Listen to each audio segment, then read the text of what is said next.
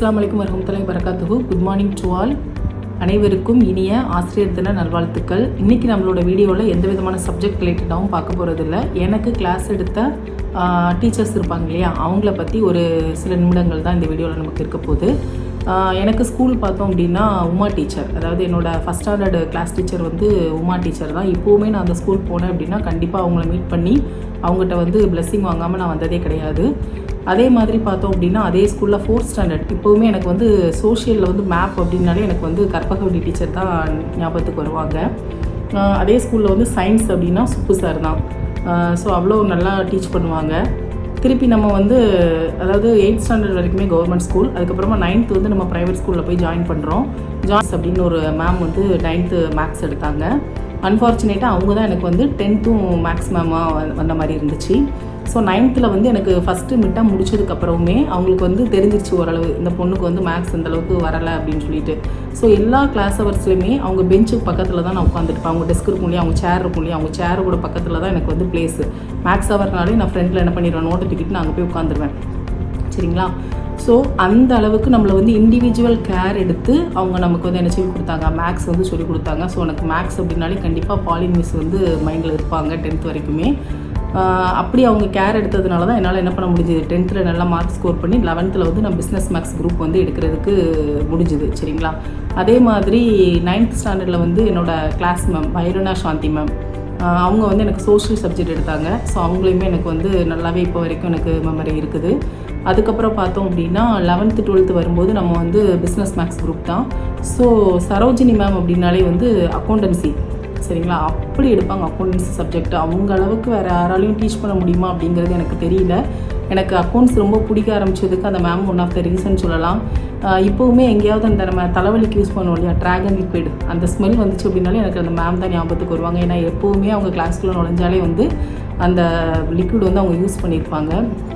So அது one of the memory. அதே மாதிரி ஜெயபால் மேம் பிஸ்னஸ் மேக்ஸ் எடுத்த மேம், அவங்களுமே எனக்கு அதே மாதிரி தான். எப்படி நமக்கு 10th வந்து பாலினி மிஸ் நமக்கு கேர் எடுத்தாங்களோ அதே மாதிரி 11th 12th Jayapal ma'am. So நம்மளால் நல்லா வந்து ஸ்கோர் பண்ண முடிஞ்சுது. 12th பார்த்திங்க அப்படின்னா 186 எடுத்தேன் 200க்கு. ஸோ இது எல்லாமே வந்து பார்த்திங்க அப்படின்னா அந்த மேம் வந்து நம்ம மேலே காமிச்ச ஒரு கேரிங்னு சொல்கிறத விட, லவ்னு சொல்கிறத விட ஒரு எப்படி சொல்கிறது, அதாவது ஒரு கண்டிஷனோடு சேர்ந்து இருக்கும் இல்லையா, அதுதான் வந்து எப்போவுமே நமக்கு வந்து நிறைய நம்ம டீச்சர்ஸ் பாஸ் பண்ணியிருப்போம், நிறைய நம்ம பார்த்துருப்போம், நிறைய நம்ம கிளாஸஸ் வந்து இது பண்ணியிருப்போம். பட் இருந்தாலுமே இப்போவுமே நமக்கு டக்குன்னு நினைவுக்கு ஒரு டீச்சர்ஸ் பார்த்திங்க அப்படின்னா கண்டிப்போடு கலந்த பாடத்தை நமக்கு சொல்லி கொடுத்துருப்பாங்க, கண்டிப்போடு கடந்த அக்கறையை நமக்கு காமிச்சிருப்பாங்க. அவங்க தான் இப்போ வரைக்குமே நமக்கு வந்து இது பண்ணியிருப்பாங்க. அதே மாதிரி அந்த டீச்சர்ஸ் காமிச்ச அன்னைக்கு காமிச்ச அந்த ஒரு சின்ன கண்டிப்பு தான் இன்றைக்கி நான் வந்து ஒரு ஆசிரியராக இருக்கிறதுக்கு வந்து எனக்கு உதவி இருக்குன்னே நான் சொல்லுவேன். ஸ்கூல் லைஃப் முடிச்சுட்டு காலேஜ் பார்த்தோம் அப்படின்னா ஒவ்வொரு சப்ஜெக்ட்டுக்குமே இப்போவும் சொல்ல முடியும். அதாவது இந்த சார் அந்த சப்ஜெக்ட் எடுத்தாங்க, இந்த மேம் இது எடுத்தாங்க, அந்த மாதிரி சொல்லலாம். ஏன்னா அந்த அளவுக்கு எப்படி நமக்கு வந்து ஈஸியாக சொல்லுவாங்க இல்லையா, அதாவது ஒரு ஸ்டாஃபை பிடிச்சிது அப்படின்னா ஈஸியாக அந்த சப்ஜெக்டையும் நமக்கு பிடிக்க ஆரம்பிச்சிரும்னு சொல்லிட்டு.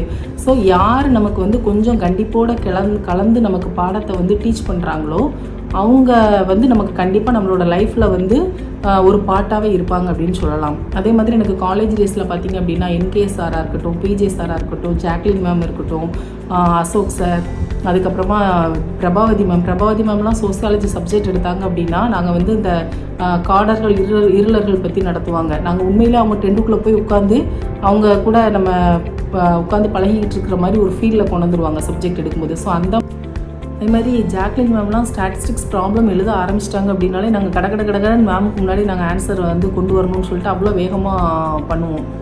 பிகாஸ் யார் ஃபஸ்ட்டு ஆன்சர் சொல்கிறாங்களோ மேம் வந்து கிளாஸில் வந்து கிளாப் பண்ணலாம் சொல்லுவாங்க. ஸோ மேமில் வந்து இன்றைக்கி மேம் நம்ம பேரை சொல்லிடணும், மேம்கிட்ட வந்து இன்றைக்கி கிளாப் வாங்கிடணும் அப்படின்னு சொல்லிட்டு நாங்கள் நினச்சிவோம். ரொம்ப வந்து போட்டி போட்டு ஸ்டார்ட் எல்லாமே பண்ணுவோம். ஸோ இந்த மாதிரியான நிறைய காலேஜ் மெமரிஸ் இருக்குது. அதே மாதிரி அடுத்து பிஜின்னு பார்த்தோம் அப்படின்னா நமக்கு பேஸ் வந்து யூஜியில் நல்லா அமைஞ்சதுன்னா தான் நம்மளால் என்ன செய்ய முடியும், பிஜி வந்து நல்லபடியாக பண்ண முடியும். ஸோ அப்படி பார்க்குற வகையில் பிஏ வந்து எனக்கு கண்டிப்பாக பேஸ் நல்லாவே அமைஞ்சது. ஏன்னா எனக்கு எடுத்துகிற ப்ரொஃபஸர்ஸ் வந்து எல்லாமே வந்து அவ்வளோ சூப்பராக எனக்கு வந்து இது பண்ணியிருந்தாங்க. அதனால் என்னால் அடிஷ்னலாக வந்து என்ன பண்ண முடிஞ்சுது, ஈஸியாக என்னோடய ஹையர் ஸ்டடீஸை வந்து கண்டினியூ பண்ண முடிஞ்சுது. அதே மாதிரி பிஜியில் பார்த்திங்க அப்படின்னா Kanthimathinathan sir, Thirumalai sir, Kasi sir, அதுக்கப்புறமா Valli ma'am, Karthik sir, Neeladevi ma'am, Ravi sir, இந்த மாதிரி நிறைய நடராஜன் சார், இந்த மாதிரி நிறைய ப்ரொஃபஸர்ஸ் வந்து அவங்களோட அதாவது என்ன சொல்கிறது, புக்கில் உள்ளதை லேர்ன் பண்ணுறதை விட outside of the syllabus வந்து நிறைய எங்களுக்கு வந்து பிஜியில் வந்து சொல்லிக் கொடுத்தாங்க. இதில் வந்து நிறைய அதாவது ஒவ்வொருத்தங்களை பற்றியும் தனித்தனியாக நம்ம வந்து அழகாக சொல்லிடலாம். காந்தி சார் மாதிரி பொறுமையாக யாருக்குமே வந்து சப்ஜெக்ட் வந்து டீச் பண்ணவே முடியாது. அந்த அளவுக்கு வந்து எப்போ டவுட் கேட்டாலுமே அவ்வளோ அழகாக அவ்வளோ கிளியராக நமக்கு வந்து எக்ஸ்பிளைன் பண்ணுவாங்க. அதே மாதிரி திருமலை சார் மாதிரி வந்து ஒவ்வொரு விஷயத்துலையும் ஒரு பர்ஃபெக்ஷனை வந்து சார் வந்து ரொம்ப எதிர்பார்ப்பாங்க. நம்ம ஒரு விஷயம் பண்ணிட்டு போனோம்னா அது கரெக்டாக இருக்கா, பர்ஃபெக்டாக இருக்கா, அப்போ தான் வந்து அதை வந்து ஃபைனல் பண்ணுவாங்க. ஸோ அந்த விஷயங்கள் எல்லாமே நம்ம சார்ட்ட இருந்து நிறைய கற்றுக்கலாம். அதே மாதிரி காசி சார் நமக்கு வந்து லைஃப்னா என்ன, நீ இப்படி தாண்டா இருப்ப, இதை பண்ணால் நீ இப்படி இருப்ப அப்படிங்கிற மாதிரி லைஃப் எக்ஸ்பீரியன்ஸ் வந்து நிறைய சொல்லி தருவாங்க. அதுக்கப்புறமா கார்த்திக் சார் எப்போவுமே சொல்லுவாங்க, புத்தகத்தை மட்டுமே படிச்சுட்டு இருக்காதீங்க, அவுட் சைட் த சிலபஸ் நிறைய படிங்க, காம்படிட்டிவ் எக்ஸாம் நிறைய எழுதுங்க, வெறும் புத்தகத்தை மட்டுமே படித்து நமக்கு வந்து அது யூஸாக இருக்காது, ஸோ வாழ்க்கையை வந்து படிக்கணும் அப்படிங்கிற மாதிரி கார்த்திக் சார் அடிக்கடி அட்வைஸ் பண்ணுவாங்க. ஸோ இந்த மாதிரி நிறைய அனுபவங்களை வந்து நமக்கு கண்டிப்பாக கற்றுக் கொடுக்குற இடம்னு பார்த்தீங்க அப்படின்னா ஸ்கூல் அண்ட் காலேஜ் லைஃப் தான். சரிங்களா? எப்படி நம்ம ஸ்கூல் அண்ட் காலேஜ் லைஃப்பில் வந்து ஃப்ரெண்ட்ஸோடு நம்ம இருக்கிறது ரொம்ப இம்பார்ட்டன்ஸ்னு நினைக்கிறோமோ, அட் த சேம் டைம் அதுக்கு ஈக்குவலாக நம்ம வந்து ஸ்டடீஸுக்கும் கண்டிப்பாக கான்சென்ட்ரேட் பண்ணணும். அப்படி நம்ம கான்சென்ட்ரேட் பண்ணால் மட்டும்தான் நம்ம லைஃப்பில் வந்து நம்மளால் அச்சீவ் பண்ண முடியும். சரிங்களா? அதாவது இது வரைக்கும் நான் எல்லாத்தையுமே ஓவராலாக சொல்லியிருந்தேன் எல்லா ஸ்டாஃபையும் பற்றி. இதில் வந்து இப்போ எனக்கு ஒரு 2 ஸ்டாஃபை வந்து தனியாக வந்து கண்டிப்பாக இதில் நான் சொல்லியே ஆகணும். ஏன்னா நான் இன்றைக்கி இந்த இடத்துல உட்காந்துட்ருக்கேன், நான் ஒரு ப்ரொஃபஸராக இருக்கிறேன், நான் டீச் பண்ணிகிட்ருக்கேன் அப்படின்னா கண்டிப்பாக அதுக்கு வந்து அவங்க 2 பேர் ரொம்ப முக்கியம். என்னோடய பிஏ எடுத்த எனக்கு அசோக் சார் காமராஜ் அப்படிங்கிறது நான் வந்து எக்ஸ்பெக்ட் பண்ணவே இல்லை. ஏன்னா வீட்டில் வந்து ஹையர் ஸ்டடீஸ் வேண்டாங்கிற மாதிரி நினச்சிட்டு இருந்தாங்க. அப்போது அந்த டைமில் வந்து சார் எங்கள் வீட்டில் வந்து அவங்களுக்கு வந்து எனக்காண்டி பேசினாங்க, படிக்க வைங்க, அந்த பொண்ணு நல்லா படிக்கிற பொண்ணு படிக்க வைங்கன்னு சொல்லிட்டு. ஸோ சார் அன்றைக்கி சொன்ன அந்த ஒரு வார்த்தை தான் என்னால் வந்து என்ன பண்ண முடிஞ்சுது, ஹையர் ஸ்டடீஸ் வந்து பிஜி வந்து அப்ளை பண்ண முடிஞ்சுது.